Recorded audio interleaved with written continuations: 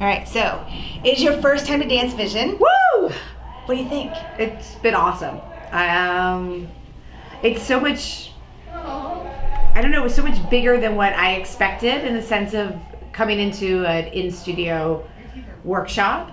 When I saw the list of the faculty, I was like, wow, like this is overload and insaneness for the kids. Like, do they understand, like, this is going to a real convention at the studio? Like, this is better than anything that I've ever been to in that sort of sense. So that just in amazement. The kids are so sweet and so fun and so hardworking. And of course, everybody here has just been, it's so welcoming and so easy. You know, you walk in and just feel like, oh, I've been here for 15 years, you know? So that's been incredible. Awesome. That's the way we want it to be. We want it to be, I mean, realize it's work, but it should be fun. Yeah. You know what I mean? For the faculty as well as the kids. If you could go back and talk to your 13, 14, 15-year-old self, what is one thing you wish you knew back then that you know now? Stop eating all that bad food. No. Like, work harder. I mean, I think there's so many different things I wish I would do. I love teaching kids how to like work hard now and, you know, don't give up and don't be lazy and do this and the warm up. And I as I'm teaching, I'm like, I was the worst. Like, I was the one in the back that the teacher looked away and I gave up on things, or, you know, and I just think, whoa, what would I have been a little bit more flexible, stronger, this, like my discipline of all those things, that I was an extremely disciplined kid, but I was the weakest on my own, you know? I was very disciplined for my teachers and did all that stuff. But when it came to taking care of myself, and I think naturally I am a mom, I'm all that stuff, I put myself 100% last. And I think I wish at a younger age I kind of put myself first in some of those places, and I got in a better habit of that. But you know, that's, you know, it's a daily thing like that. And then other than that, just I wish, you know, there's some things like I wish you didn't care about anymore. You know, I think right now a lot of kids care too much about what you look like and what you wear and what happened, and everyone worries about that. Like, my God, what's someone else gonna think about this outfit? Who cares? You know, so I wish I could let all those things go too and have everyone else forget about that too. If everyone just was their individual being all the time. Totally. Totally. You are extremely, what the kids say about you, and what I find about you as well, is that you're an extremely passionate person. How do you stay passionate on a daily basis? Like, do you have your secret, like, you know, I care. Like, I just care. And I don't, if I walk in to go teach a class and I'm not invested and I'm just counting down the minutes till it gets by, that's the worst feeling in the world to me. Like, I never want to feel like that. I never, when you say work should be work, you know, it should be more fun. It's like, I don't think of this as work. You know, this is like what I do. I was not always the happiest person in the whole wide world. I think if I was when I was a teenager, things, it's like I used to find a lot of the negative in it. It's like, well, this or that, you know, I found a lot of places to be unhappy and why something didn't happen. Well, I didn't get this job because they weren't looking for this. And it was like, no, what do I need to do to turn around my life and be a happier person? And it's really funny for people who knew me in both stages, because I was at, like, I used to slam the door and don't talk to me, and I was like, I waste a lot of time being angry. And as soon as I was like, it's so much easier to be happy. It's so much easier. It's so hard to always find something wrong with somebody else, or to have to criticize this person or do something. And it's like, it's just easier to walk around and compliment everything. And when you get in those habits, it's infectious, and it just, I like the way I feel all the time. So I kind of just changed that about me, and I don't really I don't remember that person and why I did that all the time. So I just live in a very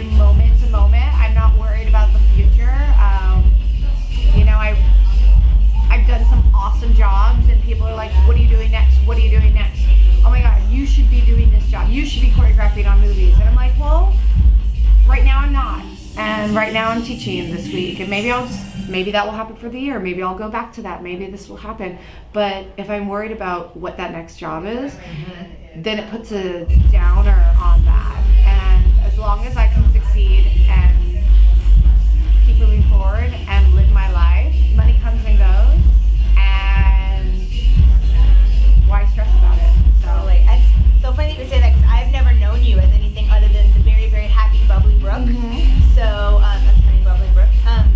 But so it's interesting to say that you were even like that at one point, because I've never known anything. I can't even imagine that, because all I've ever known is this Brooke. Yeah. So good for you, though. Thanks. I think it's also good for kids to hear that, like, you can be a certain way and decide, I don't want that anymore, and this is the kind of person that I want to be, and you're obviously proof that you can do that. And so then the next question is, where do you think dance is going? Like, for the kids this age training, you know what the industry was like when you came out of high school 18, just like ready to take on the world. Yeah. Where do you think it's going for them? Everything goes into waves and things. We've been in a long time that dance has been around, back in a prominent place, in the sense of like when So You Think started. More dance was coming back into movies, the step up movies. We're talking about in the last 15 years stuff. Obviously, I did Glee for 6 seasons. That was a huge show. We did 749 musical numbers in those years. Like, that's a lot of dance that's on TV, and getting to hire 500 dancers a season was something that felt incredible. It's not dying down. You know what I'm saying? And there's a big world for it, in the sense of how apps are being done and different networks of the internet and things. It's not going away. So there's a lot of space in a room for it, which is wonderful. I think there's a cool technical place that it's also happening, that the virtual world, that people want everything to have a beautiful movement and pictures and things. So it's there. The dance world is a little bit different. Auditioning can be different, but that was always, there's still those cases where it's who you know get you into places. That's not going to change. But I think what people are, maybe how kids are perceiving it, is what's happening is they see these really strong, incredible dancers on YouTube, on these links, on these things, doing these performances, doing the hottest dance, hip hop thing. They don't know that these are trained dancers that have been doing it. Whether they see them and they're only a 16-year-old, they don't know that this kid's still trained normally at 3 all the way up to this point, rather than these, maybe a 13-year-old who doesn't have that ability goes, okay, well, she's only 16, I can do that too. And we're kind of missing the step that these incredible dancers that everyone's looking up to are trained technical dancers that can do hip hop, salsa, Latin, whatever it is, contemporary, all these different things. And that's why they're the ones featured in it. So we have to remember, to do all that stuff, to be where those people are, you still have to get that background in it. So I don't think there really has anything changed about it, except the naive thing that people think that anyone's going to be able to be famous, and that we don't have to work hard for it.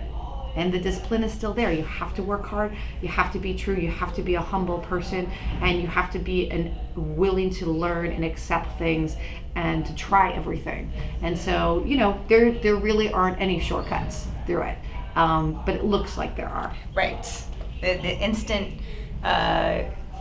world of the internet and social media makes it appear that it happened instantly. Well, the thing about that, and there's a lot of wonderful teachers out there, and especially Wade Robson, an example, who is really trying to preach about. I say preach, but he's come from a place where he was very highly in that world and stepped away and is coming back into it, and has just said, you think about these stories, you put in your Instagram story, you put this video in, and everyone likes it and this, and you're concerned about it, and then there's the next day.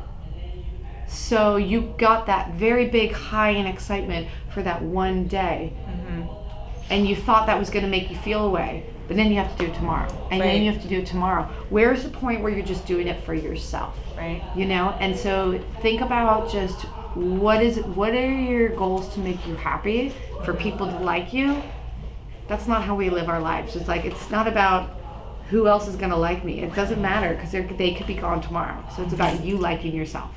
Totally. You know? That was awesome. Oh. He's